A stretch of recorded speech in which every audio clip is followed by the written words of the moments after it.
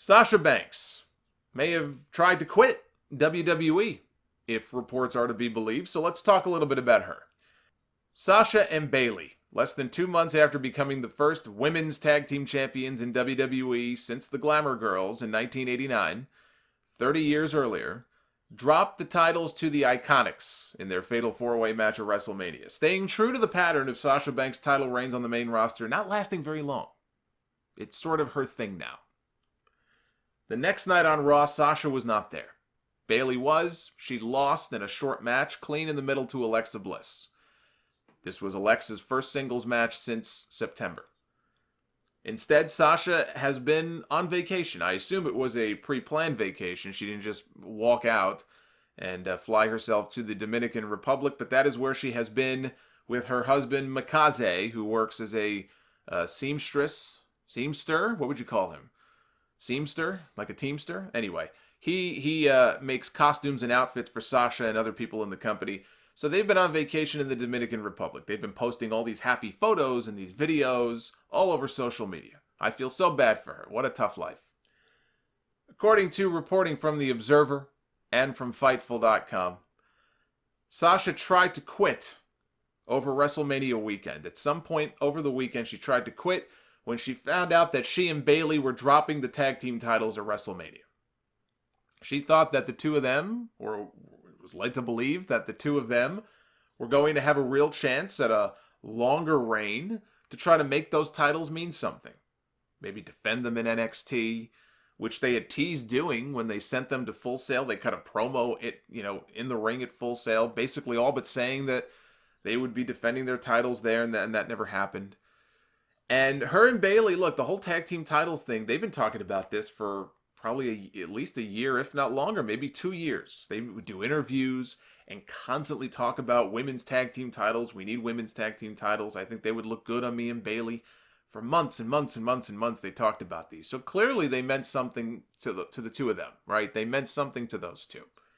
It was just last May that we heard, I think it was on the WrestleVotes account on Twitter, which is hit or miss. They've broken some news before, they've had some scoops, but not all the time. So, take it for what it's worth. But they reported in May of last year that Sasha had signed a new deal with WWE. Now, let's assume that's true. There's no way that deal was for anything less than 3 years. Some people have signed 5-year deals. Kevin Owens, I think, signed a 5-year deal with the company last year. So that contract, if she signed a new one, I'm sure was not for anything less than 3 years. Okay? If that's the case, and the news is true that she tried to quit, and supposedly the company's going to give her some time, give her a few weeks to try to come to her senses and reconsider and change her mind and not make any rash decisions. But let's say it's true. Let's say she quits or wants to quit. She's not going anywhere. If she signed a new contract and she's got a few years left on there, she's not going anywhere. Maybe they'll send her back to NXT. She might want to go back to NXT. Good, send her back there. But as far as leaving the company, she's not going anywhere. There is no way that WWE is going to let this woman walk away, not when you've got AEW waiting in the wings, potentially striking a deal with Turner Sports for a new TV show. They'd scoop her up in a second. No way, no how do they let this woman just leave. So if she really did sign a new deal, she's going to have to suck it up and live with it. Now, Ryan Satin of Pro Wrestling Sheet and the WrestleVotes account on Twitter each reported hearing from sources in the company, and Satin claimed he heard from 4 different people. He did not approach them. He did not solicit them. They came to him. 4 different people who claim that Sasha and Bayley also said to be very frustrated, were so unhappy. This is 4 different people, allegedly, that Satin was told this by. So unhappy, backstage at WrestleMania, that they were laying on the floor in the locker room, I guess pitching a fit, and then did the same thing back at the hotel in front of one of their rooms, loudly making it known that they were not happy about dropping those belts. First of all, I don't believe this. Let me just say that. And I'm not saying I don't believe that Satin was told this, but this is just too unbelievable to give any credibility to it whatsoever. Just the mental image of the two of them on the floor writhing around like spoiled brat. I'm not saying that's what happened, but that's sort of the mental image that you get, right? Writhing around like spoiled brats, stomping their feet, pitching a fit. I don't buy it. And Sasha herself seemed to try to dispel some of these rumors. She posted a photo on her Instagram of her and Bayley posing with the Iconics backstage after their match at WrestleMania. This, to me, it just smells like people backstage with an agenda, spreading gossip, which does happen. So I would chalk, honestly, if it were me, if I had to look at this and say, do I believe this or not, I'd chalk it up to that. I don't think that happened. I don't doubt that they're unhappy and that she might want to quit. I'm sure all of that is true. But this stuff about they were on the floor and they were making a scene and they were making it loudly clear. First of all, I don't think they have anything but respect for the Iconics. And they're all friendly with each other and always interacting on social media and that kind of stuff. And it would be incredibly disrespectful to publicly act like a child, like a petulant child like that. And what does that say about what you think of your colleagues? How are they going to take that? Like, if you've got a personal gripe, if you've got issues with management and how you're being booked and treated and whatever, and you want to mope around or something, go ahead and mope around, but, take it up with them. You're not going to be on the floor pitching a fit. I just find this impossible, just unbelievable to think that this actually happened. Even still, I do believe that Sasha Banks has been unhappy with her position for a while now. Here's a woman who, in NXT, held the Women's Championship for 192 days and had the world by the balls, especially after that Brooklyn match with Bayley. On the main roster, I'm sure it must be frustrating because she's not the focus of anything important, and she probably feels that she can't contribute in a way that makes her feel fulfilled, or that she's contributing to this women's revolution in some meaningful way, or that there's just too much talent and the focus is just not on her enough to where she feels she's being useful and having fun and having a good time. I'm sure all of those things are true. It's also true that she wrestled in a triple threat match at WrestleMania a few years ago to crown the new women's champion after they dumped the Divas belt. It's true that she and Charlotte wrestled the first ever women's Hell in a Cell match and even headlined a pay-per-view with it. Last year was a lost year for her. Last year was a total waste. And she's still young. Look, she's still in her 20s. If she could stay healthy, which is questionable when you see her do some of these dives and all that, but if she's still young enough where she's got many more, hopefully, healthy years ahead of her. But even still, you look back on your career, an entire year wasted, that's probably not going to sit well with you. Her and Bayley both. Their 2018 was a lost year. So we'll skip over that. But all those other things I mentioned, right? And then this year. What has she done this year? She opened the year, right, with Ronda Rousey wrestling for the Women's Championship at the Royal Rumble. She won the Women's Tag Team titles with Bayley at the Elimination Chamber pay-per-view. And she defended those titles on the biggest show of the year last weekend in a giant football stadium. In a short period of time, she's had a lot of major milestones in her career on the main roster. This year alone already has been better than all of her 2018. And yet, she remains frustrated and may be ready to walk out on her dream job and probably a nice salary. That tells me that she really cares. If anything, she probably cares too much about stuff like making those women's belts mean something, right? Other people might laugh and say, who cares? Like, there's props on a television show. Well, to her, obviously, it means a lot. So you'll get that argument of the belts are just props, stop being marks, and blah, blah, blah. Sasha's a mark, and mark for herself, and a mark. Well, the belts also mean that you're likely to be featured more on the television show. And those belts would allow you potentially to cross over to other brands and work with a wider array of talent. There's different ways to look at this other than, oh, Sasha's a mark. She's a mark for herself. I've heard that this week, too. Maybe so. Maybe she is. But she cares. Probably too much.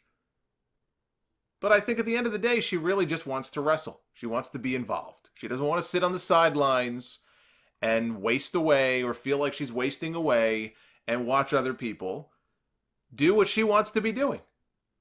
Now, I'm not going to sit here and tell her what to do.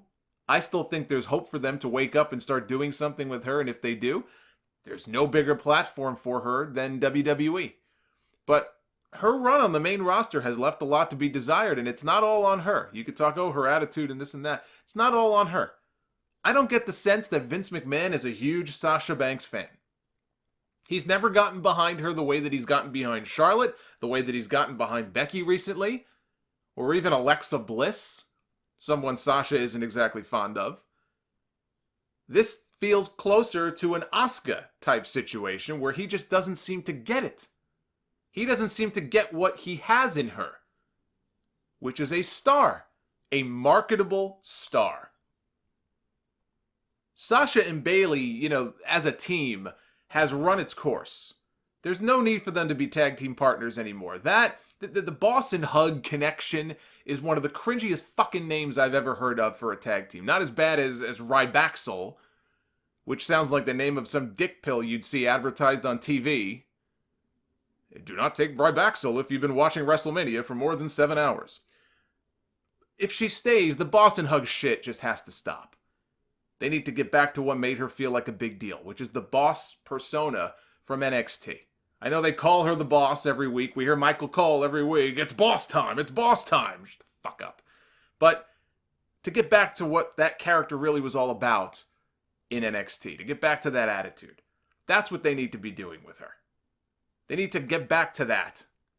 And she needs to be a heel. Feud her with Bayley. Feud her with Becky. Feud her with Asuka. Feud her with Ember. I'd like to see her stay and be happy and contribute and not leave. But if that's not going to happen, then by all means, go ahead. Ask for your release. Do what makes you happy.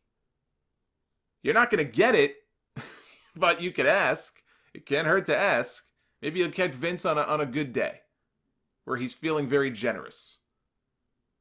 At least then, I wouldn't have to hear Michael Cole shout, "It's boss time," every fucking week. But I can't sit here and criticize this woman for wanting more, because everybody should want more. Some people are master politicians and they can take more, even at the expense of others. Hogan was a master of that. So was Shawn Michaels for some time back in the 90s. People play politics all the time in wrestling. Sasha clearly doesn't have that kind of clout, but if she's willing to potentially give up her dream job, her job security, and a lot of money, because she feels so strongly that she could be doing more, she wants to work more, that tells me it's not about the money with her. She really wants to wrestle and not feel like she's having her legs cut out from underneath her every time she starts to get a little bit of momentum on TV. I can't hate on that. I respect that. Is she acting like a diva? Maybe. I don't hang out with her, so I can't tell you. Who knows how much of that is true? You hear those rumors too. Who knows how much of that is true and how much of that is sour grapes? You know what they say, believe half of what you see and none of what you hear. Maybe she is. Maybe she's her own worst enemy. But she's a real wrestling fan. We're all real wrestling fans too. Everybody listening to this is a real wrestling fan, I would hope. Or you're the spouse of a real wrestling fan and you had to get dragged kicking and screaming into listening to this podcast every week, in which case I apologize. So, look, she's a real wrestling fan. I guess it's not all that surprising that Sasha Banks would be frustrated by what WWE is doing with her. Now it all makes sense. She truly is a wrestling fan. But she's a real fan. And she wants to be the best. This is a woman who sometimes hangs out at the House of Glory school on her days off, training with Amazing Red before some of her big matches. The commitment is there. I respect that. I think Mick Foley said it best. 4 years ago, not long after Sasha moved from NXT to the main roster, he went on Steve Austin's podcast, and he had some advice for Vince McMahon. This is what Mick Foley said. She's living the dream. She's got this character that works, and I think she's being messed with. If you have somebody who is there, who is firing on all cylinders, and I'm talking to Vince, leave her alone and let her do her thing. You're 70, Vince. She's 23. You don't speak to everybody out there. Just because you don't get it doesn't mean it's not there to be gotten. You have people chanting, "We want Sasha." It's not without reason. Please, Vince, please leave her alone. Let her do her thing. You are looking for faces, future faces of the company. Here's one of them. It makes me sad to see someone work so hard who is there and being led in different directions. That's from Mick Foley. That's something I wish Vince McMahon would listen to now, because 4 years later, it's every bit as relevant and on point as it was back then.